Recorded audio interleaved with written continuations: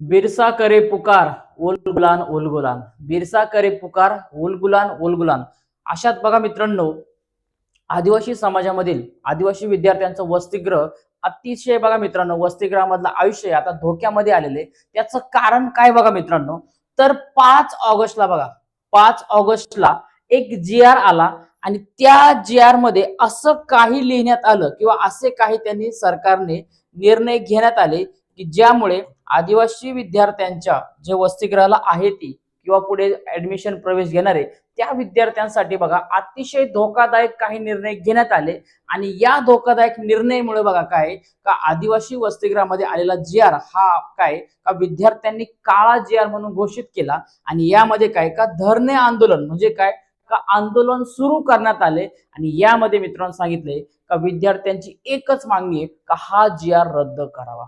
हा जी आर का रद्द करावा, असं काय या जी आर मध्ये का हा जी आर डायरेक्टली सर्व विद्यार्थी एकत्र आले. प्रत्येक जिल्ह्यामध्ये चंद्रपूर झाले, नागपूर झाले, नाशिक झाले, नगर झाले, संगमनेर, अकोले इकडे प्रत्येक ठिकाणी आता आंदोलन सुरू आहे ती. आणि या आंदोलनाचं मागचं कारण काय आहे तर हे आपल्याला या व्हिडिओमध्ये आपल्याला बघायला मिळणार आहे. तर सर्वांना जय महाराष्ट्र, जय जवाहर. तर मित्रांनो आपण बघणार आहे का 5 ऑगस्टचा वसतिगृह संदर्भात आलेला जो जी आर आहे तो नक्की आपल्याला काय सांगतोय आणि या जी आर मधला काय असे प्रॉब्लेम आहे का किंवा असे काय पॉइंट आहे का ते पॉइंट बदलणे खूप गरजेचे आहे आणि किंवा हा जी आर बदलणे खूप गरजेचं आहे. या संदर्भात सगळी माहिती आपण बघणार आहे. सगळ्यात पहिले बघा रे मित्रांनो, बघा हे आपल्याला बघा लेकरं दिसत आहे, हे आमचे मित्रमंडळी सगळे हॉस्टेलचे मित्रमंडळी दिसत आहे. आणि यांनी बघा नीट इथं काय त्यांनी सरळ डायरेक्टली आंदोलनाला सुरुवात केली. लक्षात घ्या, कुठलीही गोष्ट तुम्ही डायरेक्टली आंदोलनापर्यंत जात नाही. जी गोष्ट अतिशय मोठ्या प्रमाणात होत असते किंवा ती आपल्या जीवनाला, आपल्या समाजाला आणि इतरांना, प्रत्येक व्यक्तीला धोकादायक असते, तर त्याचा सामना करण्यासाठी सर्व लोक एकत्र येतात तेव्हा आंदोलन हे नेहमी उभं असतं.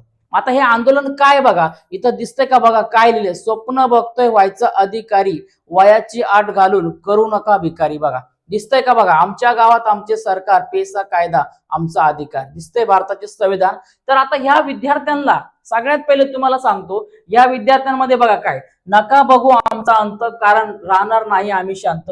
का शांत राहणार नाही, काय भूमिका घ्यावी लागली, का विद्यार्थ्यांना इथं आले बघा. का तुम्ही जर यांच्याकडे बघितला बघा का, बघा दिसतंय का आपल्याला काय यांना असं करावं लागलं का विद्यार्थ्यांच्या हक्कासाठी, यांच्या लढाईसाठी सर्वांना एकत्र यावं लागलं. आणि एकत्रित आल्यानंतर काय का त्यांना नारा द्यावा लागला शैक्षणिक विकासासाठी, विद्यार्थ्यांचे शोषण काय रोखण्यासाठी काय काय तरतुदी केल्या पाहिजे. या सगळ्या आपण डिटेलमध्ये मित्रांनो या व्हिडिओमध्ये आपण बघणार आहे. सगळ्यात पहिले बघून घ्या, हे जे विद्यार्थी तुम्हाला दिसताय ना रे, हे विद्यार्थी तुम्हाला दिसताय, हे विद्यार्थी सह्याद्रीच्या खोऱ्यातून, दर्या खोऱ्यातून आलेले विद्यार्थी आहेत. सध्या हे आंदोलनाचे फोटो आपले हे संगमनेरचे बघा, काय तर हे दिलेले हे जे फोटो आहेत ते संगमनेर हॉस्टेलचे आहेत, बॉईज हॉस्टेल, गर्ल्स हॉस्टेल तिकडचे आहे ते. आणि या सर्व विद्यार्थी सह्याद्रीच्या खोऱ्यातून येतात. लक्षात घ्या, संगमनेर पासून जर तुम्ही बघितला अकोले तालुका, अकोले राजूर वगैरे, आमच्याकडे बारी वगैरे, या सर्व लांबून तिकडून भागातून आलेले विद्यार्थी येतील. आणि जर तुम्ही नीट विचार केला तर आजूबाजूला एकही कॉलेज नीट नाहीये, कॉलेज जवळ नाहीये, राहण्याची सोय नाही किंवा कॉलेजला राजूरपर्यंत जाऊ शकत नाही, वेगवेगळे कोर्सेसचे कॉलेज नाही. तर आता अशा संदर्भामध्ये आपला तालुका सोडून लांब गावी आपल्याला शिक्षणासाठी जावं लागतं, प्रवास करावा लागतो, काट्या तोट्यातून लांब जावं लागतं. आणि जिथं आपल्याला शासनाने का स्वतःचं घर, जिथं शासनाने काही एक, आम्ही त्याला नुसतं वसतिगृह समजत नाही, त्याला स्वतःचं घर समजतो, का मायेचं आपुलकीचं प्रेमाचं घर समजतो. आणि त्या घरामध्ये लहानसं मोठं म्हणतो आपण, जसं आपल्या छोट्याशा घरामध्ये लहानसं मोठं होत असतं, तसंच त्या हॉस्टेलमध्ये आपल्याला पूर्ण जो आपली जबाबदाऱ्या, सगळं शिक्षण असेल ते सगळं पूर्ण करून आणि हॉस्टेलचा आधार घेऊन आपल्याला या समाजामध्ये मोठं व्हायचे. आणि नुसतं मोठं व्हायचे याचा अर्थ असा नाहीये, लक्षात घ्या, का नुसतं शिक्षण घ्यायचे, तर शिक्षण घेतल्यानंतर आपल्या जबाबदाऱ्यांना आपल्याला पुढे यायचे. आणि जबाबदाऱ्यांना पुढे येऊन बघा इथं तुम्हाला दिसतंय का व्यक्ती, दिसतंय का? आपण हॉस्टेलचा माजी, मी अजून त्या माजी विद्यार्थ्यांना लक्षात घ्या, तुम्हाला या व्हिडिओतून सांगू इच्छितो का तुम्हाला पांग फेडायचे बघा मित्रांनो. ज्या हॉस्टेलला तुम्ही शिकले ती त्या हॉस्टेलला जर आंदोलन चालू आहे तर त्या हॉस्टेलला तुम्ही जा, त्या भेट द्या, त्या आंदोलनामध्ये सामील व्हा आणि नक्की हा जी आर काय याची माहिती पूर्ण काढा. नक्की का विद्यार्थी आंदोलनाला बसतात बघा. तर काय का आपण जर हॉस्टेलला राहत आहे तर आपल्याला घरची जबाबदारी, जर एखाद्या विद्यार्थ्याला एखाद्या कोर्ससाठी, एखाद्या अभ्यासक्रमासाठी, कॉलेजसाठी जर ऍडमिशन नाही भेटलं, प्रवेश नाही भेटला, तर लक्षात घ्या त्याच्यासोबत त्याच्या असणाऱ्या इच्छा असतील, त्याच्यासोबत त्याचा परिवार असेल, या सगळ्यांचा लक्षात घ्या कचरा होतो. या संदर्भात काय अशा तरतुदी शासनाने केल्या का या सर्व विद्यार्थ्यांना, महाराष्ट्रातील तमाम विद्यार्थ्यांना प्रत्येक ठिकाणी जिथं शासकीय वसतिगृह आहे तिथं प्रत्येक वसतिगृहाला असणाऱ्या विद्यार्थ्यांना आज आंदोलनाचा बघा मित्रांनो इशारा दिलाय आणि आंदोलन सुरू आहे. आणि अशातही लक्षात घ्या का आंदोलन सुरू असताना कोण आले कोण नाही आले हे सगळं तुम्हाला मी पुढे सांगणार आहे. तर मित्रांनो काय गरज पडली असे का एवढं आंदोलन, अभ्यास टाकून, घरची कामं टाकून, सगळा कॉलेज टाकून आपल्याला आंदोलनासाठी एकत्र यावं लागले? याचा अर्थ असा आहे का हा जो काढलेला जी आर आहे याचा भविष्यात विद्यार्थ्यांना धोका आहे. जे प्रवेश नंतर घेतील त्यांना पण, ज्यांनी आता प्रवेश घेतला आहे त्यांना पण, सगळ्यांना या जी आरचा धोका आहे. म्हणून हा जी आर रद्द करण्यात यावा अशी विद्यार्थ्यांची मागणी आहे. मग आपण बघणार आहे का हा जी आर नक्की आता काय. ठीक आहे, आता बघणार. तर मित्रांनो आता आपण जी आर बघूया अगोदर काय आणि विद्यार्थ्यांची मागणी पण काय हे पण तुम्हाला मी शेवटी दाखवणार आहे. बघा, चला बघा, हा सगळ्यात पहिले हा जी आर दिसतोय का आपल्याला? बघा, हा जी आर नीट बघून घ्या. याची तारीख पण तुम्हाला इथं मी मेन्शन करतो जेणेकरून तुम्हालाही कळलं बघा का हा जी आर आपल्याला दिसतोय का 5/8/2026 ला, म्हणजे आताच आलेला हा जी आर आहे. याच्यामधल्या सगळ्या माहिती तुम्हाला डिटेलमध्ये आता मी वाचून दाखवणार आहे. बघा, सगळ्यात पहिले बघा मित्रांनो इथं दिसते आपल्याला याची प्रत वगैरे काय सांगितले, सगळ्यांना दिलेले, शासनाने काही घेतलेले निर्णय आहेत. आता विद्यार्थ्यांबद्दल आपण बघणार आहे का विद्यार्थ्यांसाठी काय काय महत्वाचे रूल्स आहे किंवा काय काय त्यांनी नवीन नियमावली काढली, या सगळ्या गोष्टी आपण याच्यामध्ये आता माहिती करून घेणार आहे. ठीक आहे ना? बघा, सगळ्यात पहिले बघा आता मित्रांनो इथं काय दिले बघा, काय सांगितलं बघा रे. तर बघा, तर विद्यार्थी महाराष्ट्र राज्यातील अनुसूचित जमातीचा असावा व विद्यार्थ्यांकडे सक्षम प्राधिकाऱ्याने दिलेला जातीचा दाखला असणे आवश्यक आहे. हे बरोबर आहे, कायदेशीर तुम्हाला जातीचा दाखला वगैरे दाखवा लागतो. बोगस आणल्यापासून बरोबर सुरक्षितता, बरोबर आहे, बोगस पण ऍडमिशन घेता कामा नये, हे सगळं बरोबर आहे. मग आता पुढं काय दिलंय बघा याच्यामध्ये, सगळ्यात पहिले बघा पुढं काय दिलं याच्यामध्ये, असं सांगितलं याच्यामध्ये बघा काय का वसतिगृहाचा स्तर दिलाय, विभागीय स्तर दिलाय, आरक्षित क्षेत्र दिले आणि आरक्षणाची टक्केवारी दिली. आता बघा काय का त्या विभागातील, विभागीय स्तरामध्ये त्या विभागातील आणि इतर विभागातील 70% जागा, म्हणजे जर तुमचा एखादा विभाग आहे, एखाद्या भागातील तुम्ही आहेत आणि तिथं जर तुम्हाला हॉस्टेल आहे तर तिथल्या 70% विद्यार्थ्यांना जागा मिळावी असा जी आर आहे.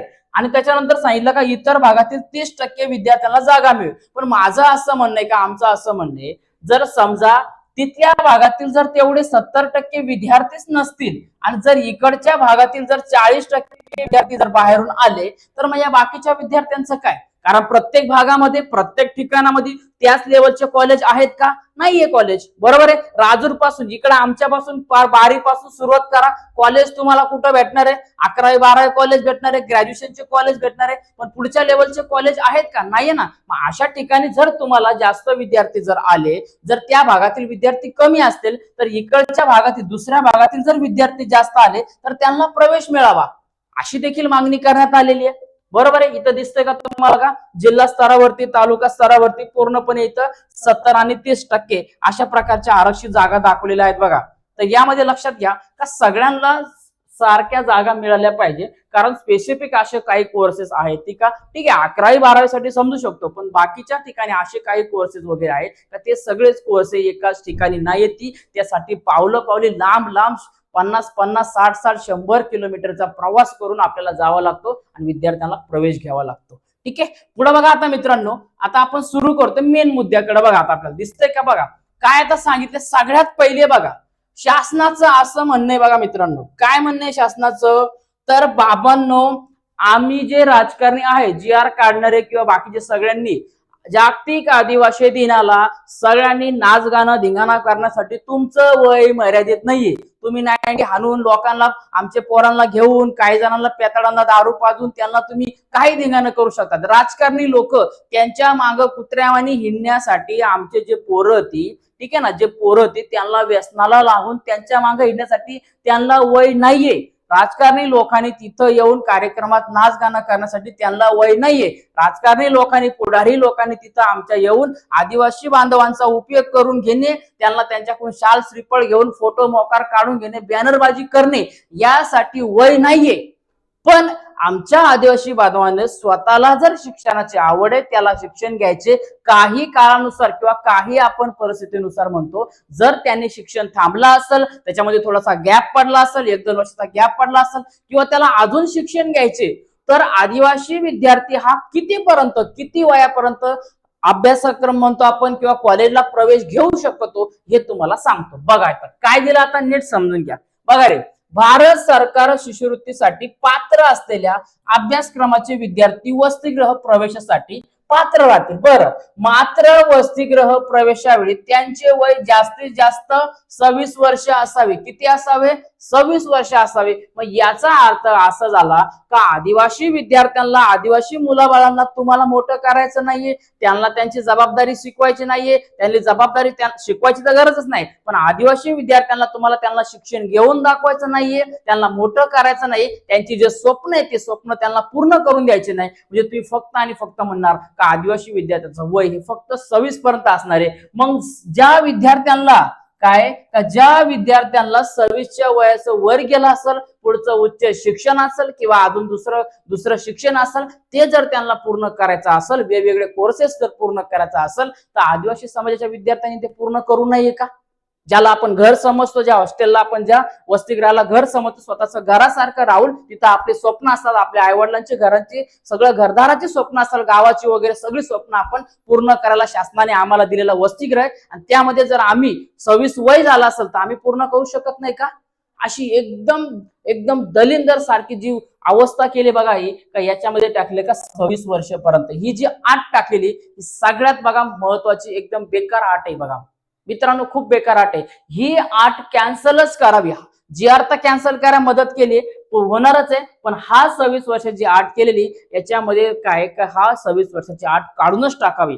कारण विद्यार्थ्यांना जर आपण बघितलं, बऱ्याच वेळेला कॉलेज नसतात, मेरिटमुळं किंवा इकडं तिकडं जागा भेटत नाही, कॉलेज जवळ नसल्यामुळे काही विद्यार्थ्यांच्या घराच्या जबाबदाऱ्या सगळ्यांमुळे कुठं ना कुठं गॅप पडत असतो किंवा वेगवेगळ्या प्रकारचे एज्युकेशन घेत असताना, शिक्षण घेताना कुठला तरी एखादा कोर्स कमी असतो, आणि त्याचं जर वय 26 वर्ष झालं असेल तर त्या विद्यार्थ्यांनी शिक्षण घ्यावं नाही का? पण मत मागायला तुम्हाला आमच्या दऱ्याखोऱ्यामध्ये, आमच्या घरामध्ये झापावरती इकडं तिकडं मागायला तेव्हा तुम्हाला लाज वाटत नाही का? तेव्हा तुम्ही विचारत नाही का तुमचं 26च वय पाहिजे? मत देताना आम्हाला 26, जे आदिवासी बांधव आहेत किंवा जे आदिवासी विद्यार्थी आहेत किंवा जे माणसं आहेत त्यांनी ज्यांचं वय 26 आहे त्यांनीच आम्हाला वोटिंग करा, असं तेव्हा तुम्ही का म्हणत नाही? पण तुम्हाला वोटिंग करायला सगळं चालतं, तुमच्या मागे हिंडणारे टगे लोक, पुढारी सगळे चालतात, मग तो फार पिकलेला असला तरी चालतो, पण तुम्हाला काय मित्रांनो, का लक्षात घ्या का हा GR मध्ये ही जी अट आहे ना, ही 4 नंबरची सगळ्यात धोकादायक आहे. लक्षात घ्या. आम्ही एकच सांगू इच्छितो का तो आमचा अधिकार आहे, आणि शिक्षण हे वाघिणीचं दूध आहे, आणि आम्ही शिक्षण हे कधीही पर्यंत घेऊ शकतो.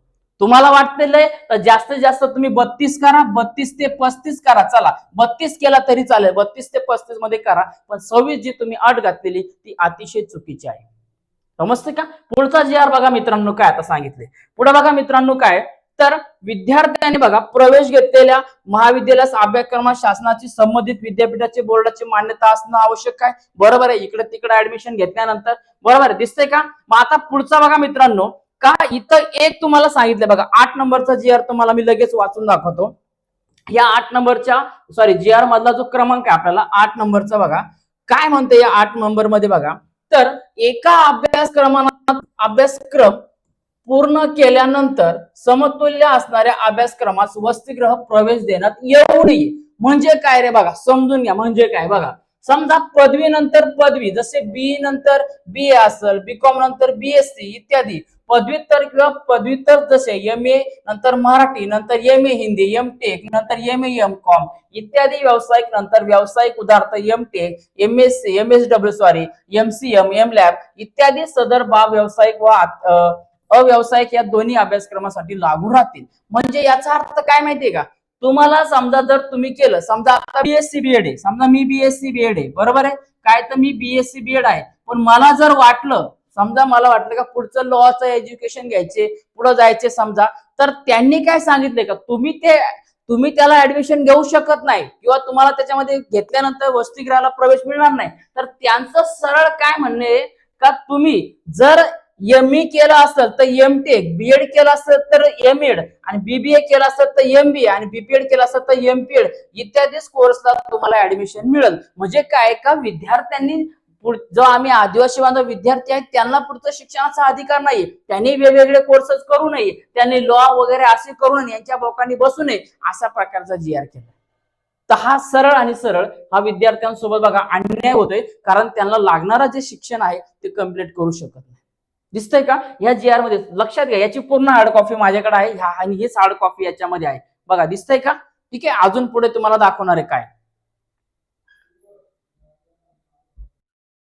पुढे बघा काय सांगितले, शासकीय वसतिगृहातील भोजन DBT बघा, लागू असलेले वसतिगृह.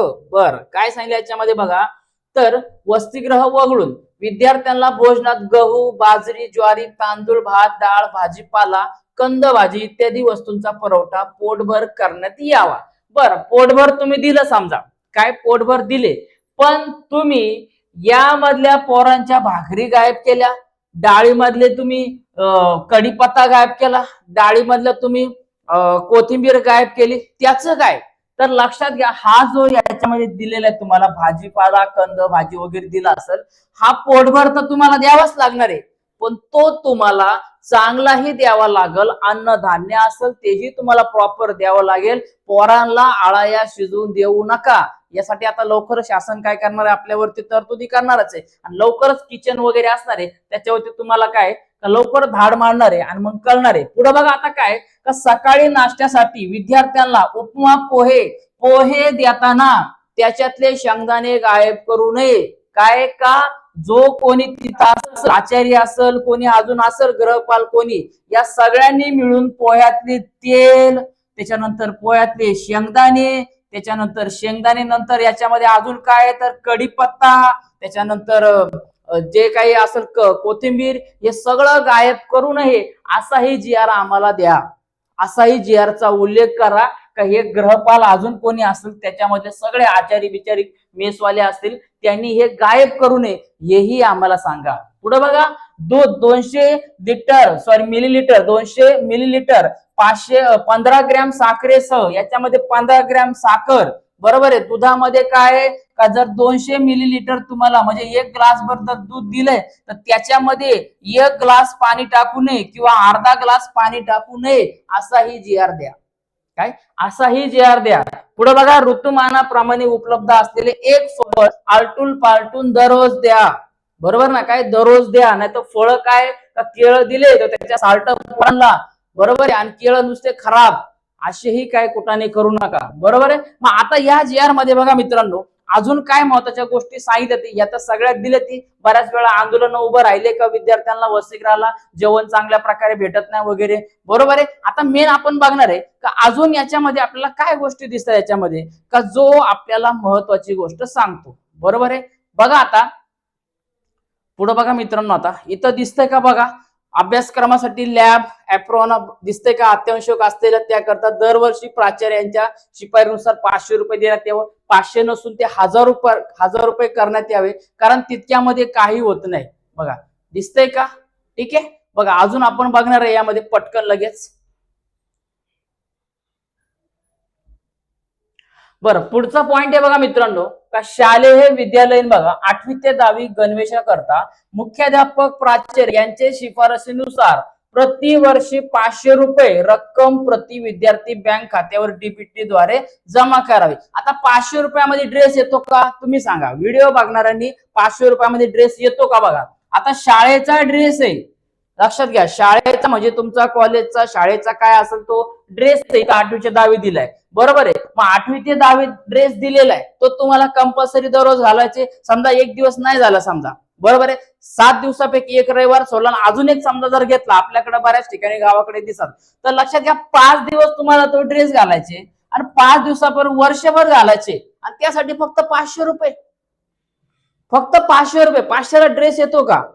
तर ज्यांनी जी आर काढलाय त्यांना म्हणावं का 500 रुपयामध्ये आपल्या पोरांना तुम्ही ड्रेस घेऊन द्या. येतो का? तर या ड्रेसचे पैसे हे 500 रुपये नसून तर हे वाढण्यात यावे. काय? हे पैसे वाढण्यात यावे अशी ही मागणी करण्यात आली. पुढे बघा, विद्यालय कनिष्ठ वरिष्ठ स्तर व काय ड्रेस कोड असेल तर प्राचार्य यांच्या शिफारशीनुसार प्रतिवर्षी 1000 रुपये. 1000 रुपयामध्ये ड्रेस येऊ शकत नाही. 1000 रुपयामध्ये विद्यार्थ्यांना जो असतो शाळेचा तो ड्रेस येऊ शकत नाही. मग यासाठी जो काही त्यांचा ड्रेस कोड असेल यासाठी 1000 रुपये नाही तर 1000 रुपयापासून पुढे 2 ते 5000 पर्यंत याची रक्कम करण्यात यावी अशी सर्व विद्यार्थ्यांची मागणी आहे. दिसतंय का? बघा, पूर्ण दिसतंय तर तुम्हाला, ठीक आहे. आता पुढे बघा, सांगितले आपल्याला का लॅब ऍप्रॉन साठी दिले हे 500 रुपये, हे सुद्धा कमी करण्यात यावे. याच्यामध्ये आता सध्या आता विकत घेऊ शकत नाही, बरोबर आहे. त्याच्यानंतर स्टेशनरीसाठी लागलेला खर्च आजकाल जर आपण बघितला, ठीक आहे ना, महागाई जर बघितला आपण तर महागाई बघत्यानुसार हे ड्रेसचे वगैरे सगळे पैसे हे वाढलेच पाहिजे, बरोबर आहे. चला पुढे आता जाऊया आपण. तर शासकीय वसतिगृहातील विद्यार्थ्यांच्या सर्वांगीण विकासासाठी काय का त्याला खर्चायला वगैरे त्याच्या विकासासाठी काय सांगितले बघा. तर योग शिबिर असेल, व्यक्तिमत्व असेल, स्पर्धा परीक्षा प्रबोधन असेल, इंग्लिश स्पीकिंग असेल, यासाठी विद्यार्थ्याला 500 रुपये देण्यात यावे. आता 500 रुपयामध्ये होईल का? कोणता इंग्लिश स्पीकिंग वाला 500 रुपयामध्ये कोर्स तुम्हाला देतो? तुम्ही सांगा, देतो का कोणी? नाही देत. मग स्पर्धा परीक्षा मार्गदर्शन असेल यासाठी आहे का 500 रुपयामध्ये? नाही ना. तर याचे देखील पैसे वाढावे असं सर्व विद्यार्थ्यांची मागणी आहे, बरोबर आहे. पुढे बघा मित्रांनो, काय सांगितले आता, तर महत्वाची गोष्ट पुढे बघा. आता याच्यामध्ये काय सांगितले, तर वसतिगृहात सांस्कृतिक कार्यक्रम किंवा वार्षिक स्नेह संमेलनासाठी प्रतिवर्षी प्रति वसतिगृह करता 15,000 रुपये इतके अनुदान देय राहील. आता म्हणजे काय का, जर सांस्कृतिक कार्यक्रम जर घ्यायचा असेल तर आता आदिवासी समाजाचा आपला जागतिक आदिवासी दिन कार्यक्रम होतो, त्यावेळेला राजकारणी लोक अकोल्यामध्ये, सांगा अकोल्याचे व्हिडिओ बघणारे, किती रुपयाचा बँड आणला होता, किती खर्च झाला. आणि विद्यार्थ्यांचा कार्यक्रम असला तुम्ही फक्त 15,000 देणार. अरे मंडपवाला डेकोरेशन वालाच फक्त त्याच्यामध्ये आवरणार नाही तर बाकीच्यांना जेवणाचा खर्च वगैरे काय असेल बाकीचा सगळा खर्च राहून जातो, बरोबर का? इतर खर्च वगैरे सगळा. तर हा 15,000 रुपये खर्च नसून हा जास्तीत जास्त 25 पेक्षा जास्त करण्यात यावा अशी सर्व विद्यार्थ्यांच्या वतीने आमची काय असणार आहे तर मागणी असणार आहे. क्रीडा साहित्य खरेदीसाठी प्रतिवर्षी प्रति वसतिगृह 10,000 रुपये. 10,000 रुपयामध्ये आता जर एका वसतिगृहामध्ये बघा, एका वसतिगृहामध्ये जर आपण नीट बघितला, जर त्याच्यामध्ये जर समजा नॉर्मली सांगतो बघा, जर 100 विद्यार्थी समजा, काय 100 विद्यार्थी, तर 100 विद्यार्थी असल्यामुळे तर 10,000चा साहित्य त्या पोरांना पडेल का? अरे लहान घरातलं लेकरू हैराण करून टाकी, ते लहान घरातलं पोरग हैराण करते, याला 20-30 हजाराचं नुसतं खेळणं होऊन जाते. तर याची ही किंमत बघा मित्रांनो, ही वाढवण्यात यावी अशी सगळ्यांच्या वतीने आम्ही विनंती करणार आहे किंवा जी आर मध्ये पुढे सांगणारच आहे, ठीक आहे. आता बघा मित्रांनो, हे सगळं दिलेलं इथं, काय मुलांना असेल तर टीव्ही वगैरे असेल या संदर्भात सगळ्या गोष्टी दिलेल्या आहेत. आता पुढे बघा, प्रत्येक शासकीय वसतिगृहासाठी ॲक्वागार्ड वॉटर कूलर देण्यात यावे. आमची आखी जिंदगी हॉस्टेलला गेली पण ॲक्वागार्ड बघितलाच नाही, प्यायचा लांबच राहिला, प्यायला लय लांब राहिला तो विषय, पण पाणी ॲक्वागार्ड बघितलाच नाही अजून काय. नंतर पाणी साठवण्यासाठी पुरेशी व्यवस्था करावी, वार्षिक देखभालीसाठी करार. बघा मग आता तुम्ही काय का या सगळ्या सुविधा सांगताय ना, तर याचाही तुम्ही काय देखभाल करावी, या ज्याही तुम्ही आहेत का नाही शासनाने याचाही तपास करावे का नुसते भपाऱ्या मारतात याच्यावरती पण बघावं, बरोबर आहे. पुढे बघा आता मित्रांनो, पुढे आपण जाणार आहे महत्वाच्या गोष्टीकडे. आता बघा बघा पुढे दिले आपल्याला बघा इथं का वसतिगृहात ग्रंथालयासाठी चांगल्या प्रकाशनाच्या पुस्तकाचे 2 संच गृहपाल खरेदी करतील, बरोबर आहे. दिसतंय का? तर याही देखील 2 संच नाही तर 3 किंवा 4 संच देखील देण्यात यावे अशी आम्ही विद्यार्थ्यांच्या वतीनं सगळे आपण आता निवेदन देण्यात येणार आहे. पुढे बघा मित्रांनो, आता पुढचा आपल्याला भाग बघायचा, याच्यामधला जो महत्वाचा भाग असणार आहे का या जी आर मागचे सगळ्यात जास्त कारण का उठलेले आहेत, बरोबर आहे. बघा दिसतंय का? आता हे सगळं आपल्याला दिलेले का वगैरे काय दिसतंय याच्यामध्ये बघा. पुढे बघा मित्रांनो, आता विद्यार्थ्यांसाठी बघा काय वसतिगृहात प्रवेशित सर्व विद्यार्थ्यांसाठी नियमावली आता तुमचे नियम सुरू आणि आता मेन जीआरचा वाद सुरू. काय बघा आता लक्षात घ्या. पहिल्यांदाच आता इथं जाऊया आपण. बघा बघा एक मिनिट. ठीक आहे.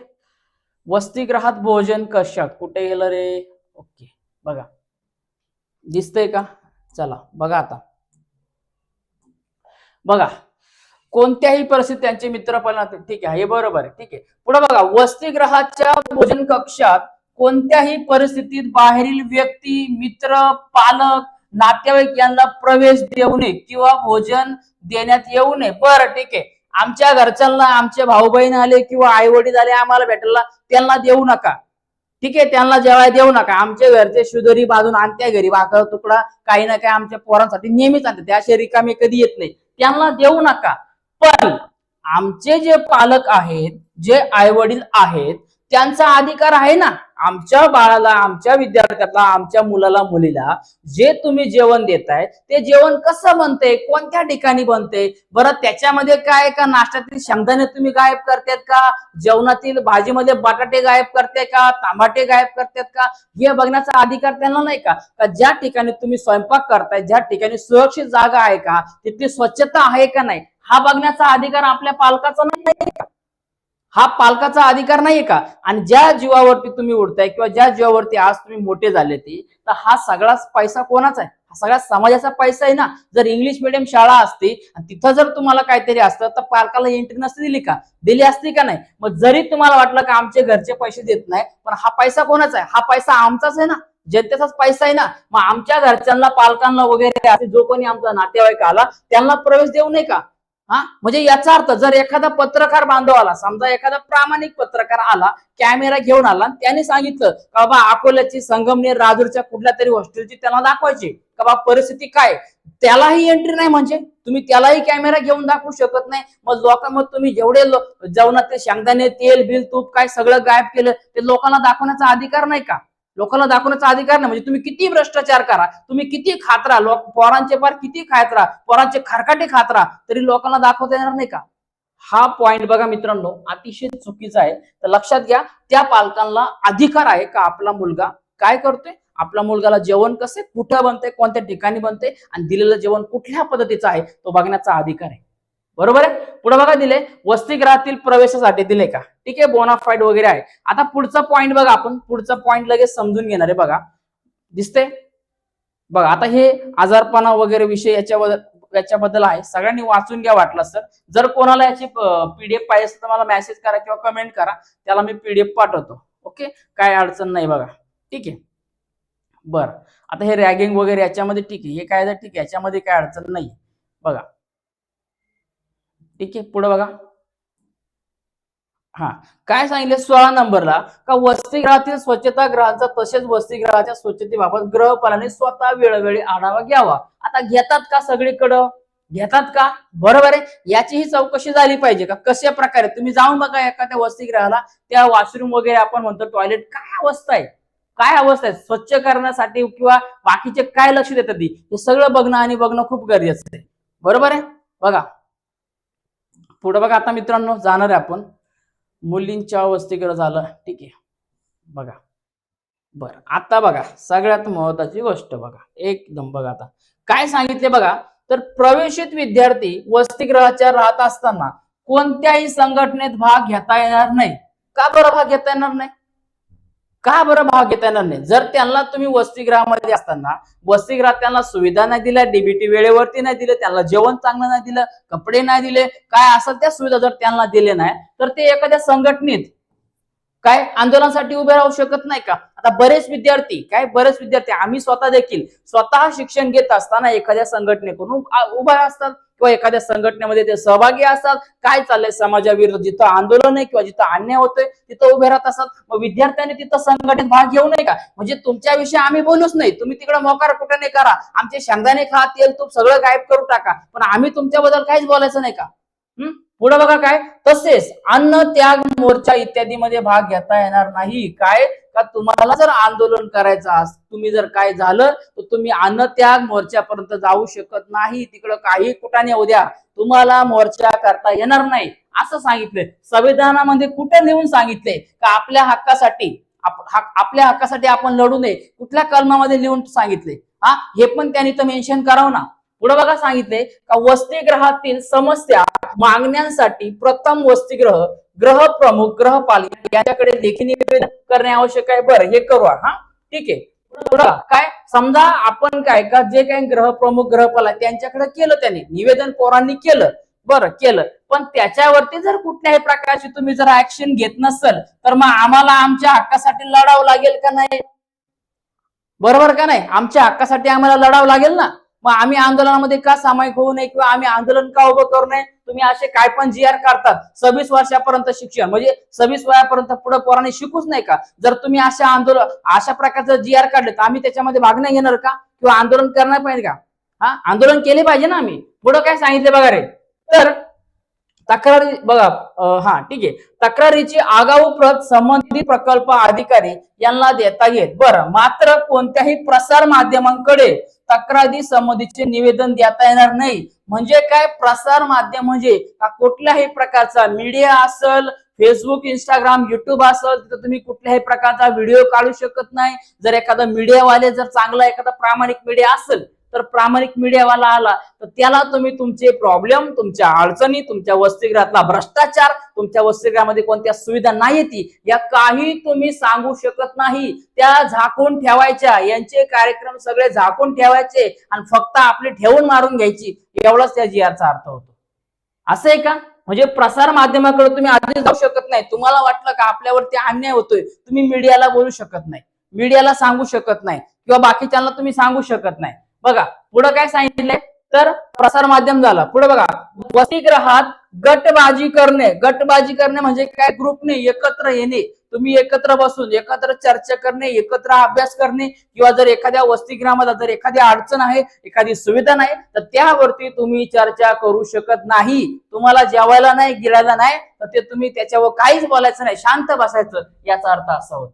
विद्यार्थ्यांना प्रशासनाविरुद्ध भडकवणे, त्यांच्यावर दबाव आणणे, संपासाठी प्रवृत्त करणे इत्यादीवरती बंदी राहील.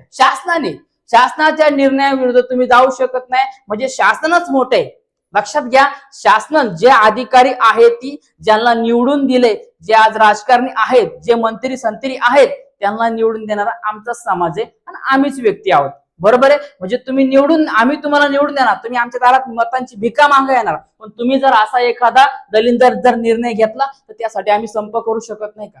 निर्णय घेऊ शकत नाही का?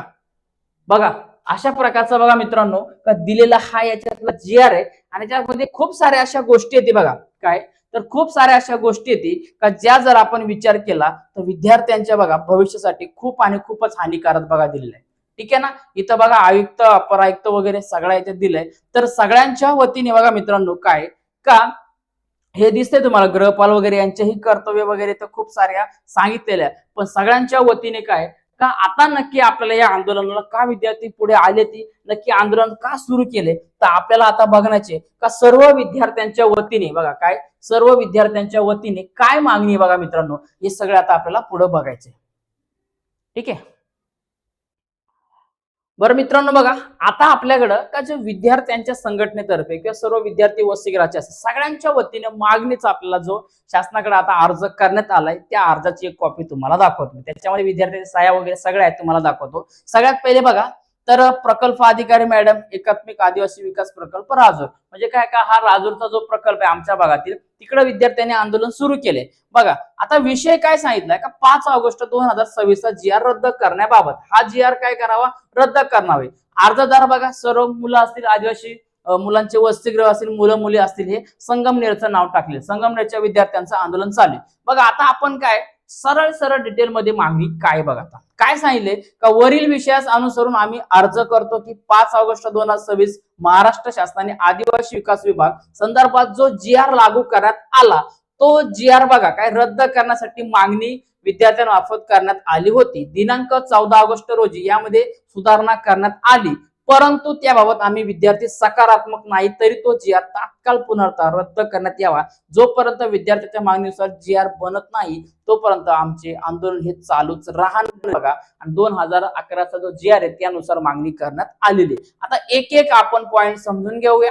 काय काय सांगितलंय मी तुम्हाला सगळ्यांना डिटेल मध्ये सांगितलेलं आहेच ऑलरेडी, बरोबर आहे, पण तरी आपण काम करणार आहे. का याच्यातला एक एक पॉइंट आहे तो तुम्हाला मी एक्सप्लेन करतो, जेणेकरून काही जण म्हणतील का नुसतं चाललंय म्हणून चाललंय, पण लक्षात घ्या स्वतः मी आयुष्यभर हॉस्टेल काढले, याची जाणीव मला आहे. आणि हे पांग फेडायचे तर सर्व विद्यार्थ्यांजवळ हा व्हिडिओ पाठवा, ज्यांना माहित नाही, ज्यांनी फक्त आदिवासी दिनाला राजकारणी आले धिंगाणा वगैरे घातला त्यांनाही पाठवा. जे आदिवासी राजकारणी लोक आहेत ती त्यांनाही कळू द्या काय नुसते लोकांना बोलवलं, डीजे लावलं, बँड लावलं, नाच गाणं धिंगाणा, फोटो बिटो रील बिल काढले, तर लक्षात घ्या तुम्हाला खरा रील काढण्यासाठी आता या जी आर सोबत यायचे, आता या विद्यार्थ्यांसोबत वसतिगृहाला जाऊन उभं राहायचे आणि त्यांच्यासोबत जो आंदोलन चालू त्याला तुम्हाला पाठिंबा द्यायचे. पहिला पॉईंट बघा काय, तर ड्रेस कोड रक्कम बघा 2,000 रुपये, बऱ्याच ठिकाणी इथं 1,000 आहे आपण बघितला जी आर मध्ये, तर ऐवजी रक्कम 5,000 रुपये करण्यात यावी.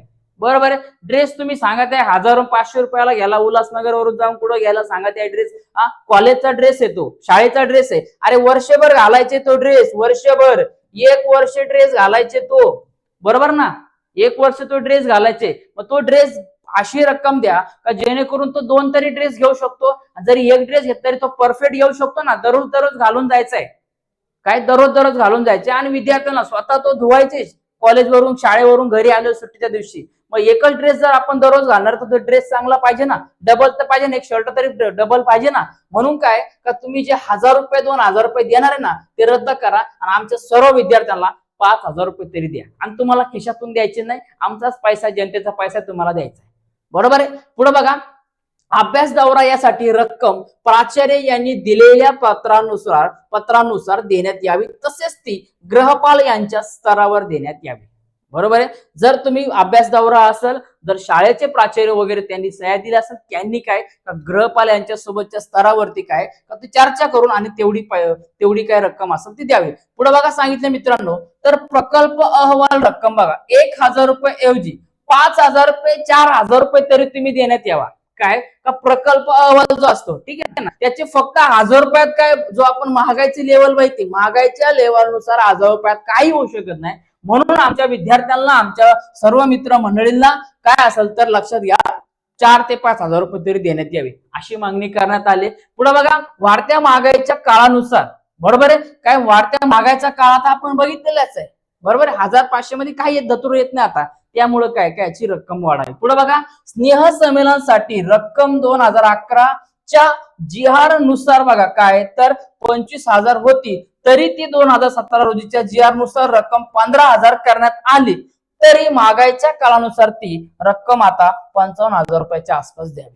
बरोबर आहे. आमचा सण आहे, उत्सव आहे, स्नेह संमेलन मुलांना झाला पाहिजे. जर त्याच्यामध्ये बघितला तर काय काय लागतो, एखादा मंडपवाला, साऊंड सिस्टीम वाला असतो, बरोबर का नाही, प्रमुख पाहुणे आले त्यांचा खर्च, विद्यार्थ्यांना जेवणाचा खर्च वगैरे, इतर सत्कार वगैरे सगळ्या झाल्या, जर खुर्च्या वगैरे काय असं सगळ्या त्याच्यामध्ये सगळा भाग येतो. मग हा एकंदरीत खर्च आपण जर बघितला, घरी नुसती एखादी पूजा जरी घातली किंवा अजून दुसरा एखादा कार्य साखरपुडा जरी ठरला तरी 2-3 लाख खर्च होते. आणि तुम्हाला तर आपल्या शासनाचेच पैसे देते आमच्या विद्यार्थ्यांसाठी, बरोबर ना, 100-200 विद्यार्थ्याच्या खर्चासाठी तुम्ही देऊ शकत नाही का. तर हा याच्यामधला काय हा पॉईंट नोट करून घ्यावा आणि 15,000 रुपये कॅन्सल करून ती ऍटलीस्ट 50,000 ते 55,000 रुपये करण्यात यावी अशी सर्व विद्यार्थ्यांची काय का मागणी आहे. आणि याच कारणामुळे काय झालं मित्रांनो, लक्षात घ्या का हा GR धोक्यात आलाय. आणि सगळ्यात महत्वाची गोष्ट का या GR मधला जो तुम्ही 26 वर्ष कालावधी केले नाही का, ज्यांचं वय हे 26 वर्ष असेलच असेच विद्यार्थी पात्र ठरतील वगैरे शिष्यवृत्तीसाठी वगैरे. पुढे काय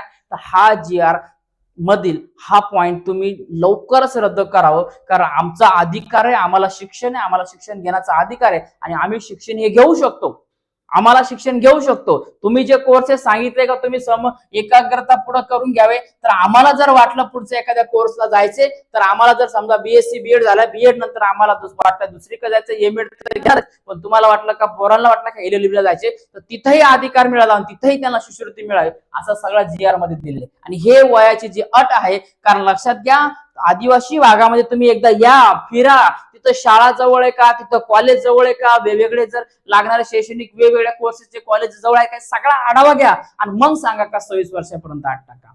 लक्षात घ्या घरची परिस्थितीमुळे, वेगवेगळ्या ठिकाणी लांब असल्यामुळे, ऍडमिशन न झाल्यामुळे, प्रवेश न झाल्यामुळे विद्यार्थी राहतात आणि गॅप पडतो. आणि अशाच मुलांचं जे पुढचं शिक्षण आहे, ज्या विद्यार्थ्यांना अजून उच्च शिक्षण घ्यायचे, त्यांना पुढे जायचे, तर लक्षात घ्या त्यांचं वय हे 26 वर्षाची अट काढून टाकावे. आणि तुम्हाला जर वाटलं तर 35 वयापर्यंत त्याची अट करावी.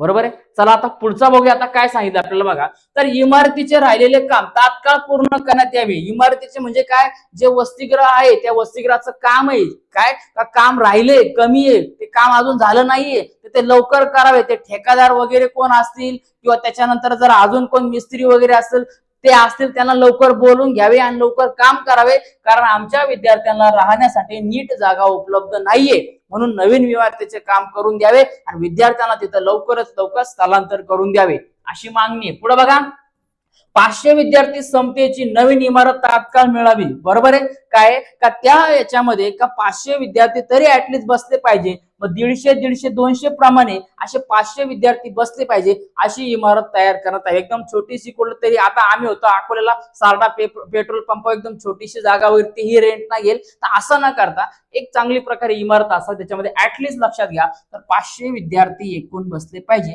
अशी आपल्याला अट टाकण्यात आली. पुढे बघा दिले, जसं की पोरांना MSIT असेल, टॅली असेल, टायपिंग असेल, ड्रायव्हिंग कोर्सेस असतील, बरोबर आहे, या सगळ्या प्रकारचे जे कोर्सेस आहे ते वसतिगृहातील विद्यार्थ्यांसाठी सुरू करण्यात यावे अशी मागणी करण्यात आली.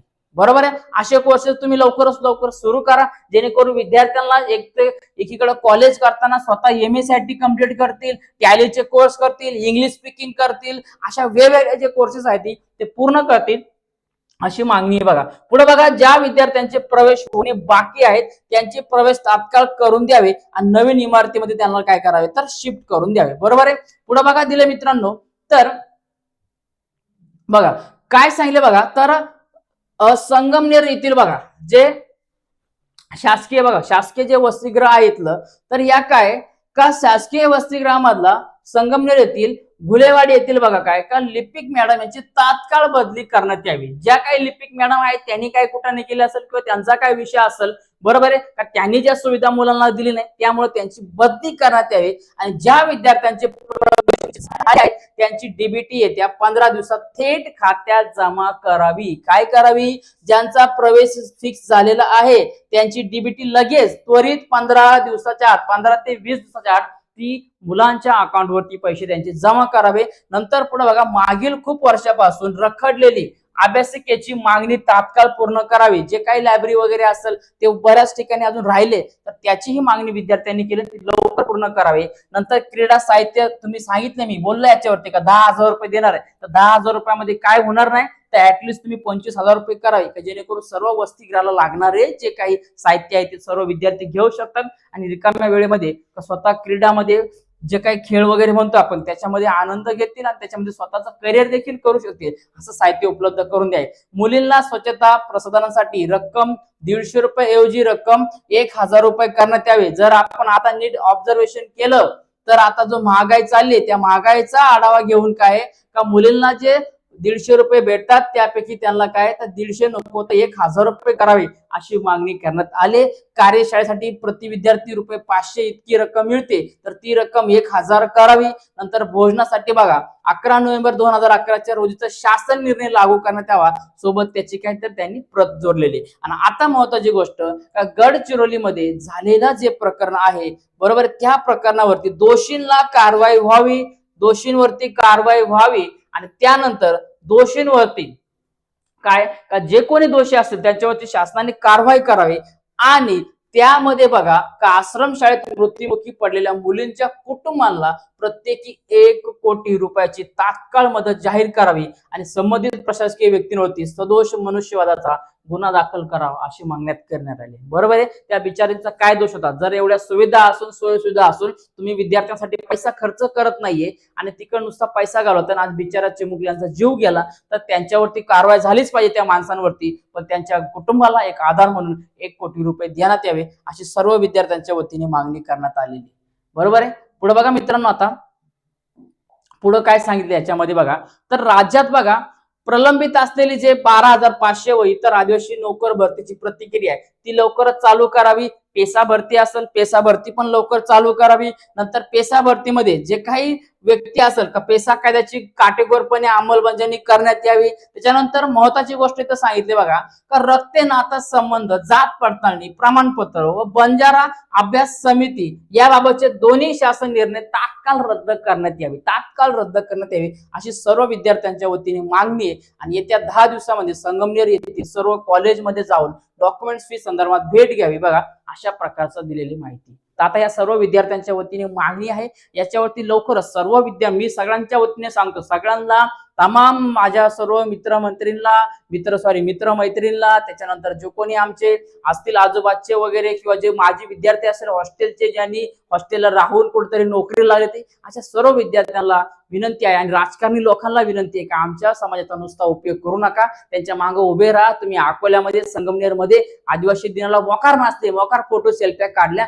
पण आता त्यांच्यावरती त्यांच्या शिक्षणावरती त्या भविष्यावरती आता बघा धोका निर्माण झालाय. तर त्यांच्यासोबत तुम्ही उभं राहा. आज जर तुम्ही त्यांच्यासोबत उभे राहिले तर भविष्यामध्ये आम्ही सगळे तुमच्यासोबत उभे राहू, लक्षात घ्या. त्यामुळे सर्वांनी ज्या हॉस्टेलचे जुने विद्यार्थी आहेत सर्वांनी त्या विद्यार्थ्यांना भेट द्या, त्याच्याशी कॉन्टॅक्ट करा, फोनवरती कॉन्टॅक्ट करा का नक्की आंदोलन काय आहे, त्याच्यामध्ये आम्ही तुमच्या सोबत आहे आणि स्वतःकडून जेवढा प्रयत्न करता येईल तेवढा त्यांना पाठिंबा द्या मित्रांनो. बघा आणि इथं खाली दिसतंय आपल्याला बघा प्रतिनिधी विकास सावळे दिसताय, गणेश खाडे वगैरे दिसतंय का, ठीक आहे ना. या सर्व विद्यार्थी प्रतिनिधी आहेत यांनी दिलेली ही माहिती आपल्याजवळ. लवकरच मी प्रयत्न करणार आहे का आंदोलनाच्या जागी स्वतः तिथं जाऊन त्यांची भेट देऊन आणि अजून याच्यावरती आपण प्रयत्न करणार. तर सर्व विद्यार्थ्यांना विनंती आहे का या सर्व विद्यार्थ्यांच्या पाठीमागे उभं राहा, कारण आज जर हा जी रद्द नाही झाला तर उद्या सर्वांना धोका निर्माण होऊ शकतो मित्रांनो. कारण जे वयाची 8 जे विद्यार्थ्यांना त्यांचा मासिक भत्ता आपण म्हणतो किंवा तो आपण म्हणतो का विद्यार्थ्यांना लागणारा खर्च वगैरे म्हणतो, या सगळ्या गोष्टी याच्यामध्ये मॅटर करतात. त्यामुळे त्याच्यामध्ये लवकरच बदल व्हावा आणि सर्व विद्यार्थ्यांना पुढे 26 काय 30-32 वयापर्यंत शिक्षण मिळावं आणि तो आपला अधिकार आहे मिळावा, यासाठी सर्वांनी उभं राहायचे. आम्ही पण तुमच्या सोबत आहे मित्रांनो. हा GR आहे, याची जर तुम्हाला कॉपी पाहिजे असेल तर मला कमेंट करा किंवा मला मेसेज करा, यावरती तुम्हाला मी PDF पाठवून देईल, ठीक आहे. जर काय राहिला पुढच्या वेळेला नक्की बोलण्याचा प्रयत्न करेल आणि लवकरच आपण आंदोलनाच्या ठिकाणी आपण जाणार आहे, ठीक आहे. चला आता भेटूया मित्रांनो पुढच्या व्हिडिओमध्ये. तोपर्यंत सर्वांना जय महाराष्ट्र.